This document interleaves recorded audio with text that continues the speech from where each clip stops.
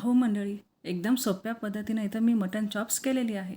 त्याच्यासाठी mutton chops इथं स्वच्छ धुवून घ्यायचे आहेत आणि त्याच्यातच मीठ, हळद, मिरची, अद्रक लसूणची पेस्ट आणि कोथिंबीर इथं घालून व्यवस्थित इथं कालवून घ्यायचं आहे. आणि आता हे आपण शिजायला घालू.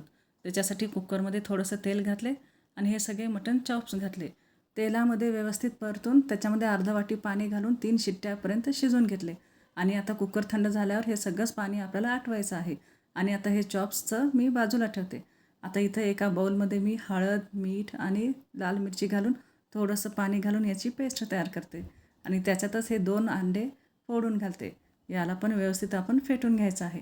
आणि जे चॉप्स शिजवून ठेवलं होतं ते सगळेच ह्या अंड्यामध्ये बुडवायचं आणि तेलामध्ये आपल्याला तळून घ्यायचं आहे.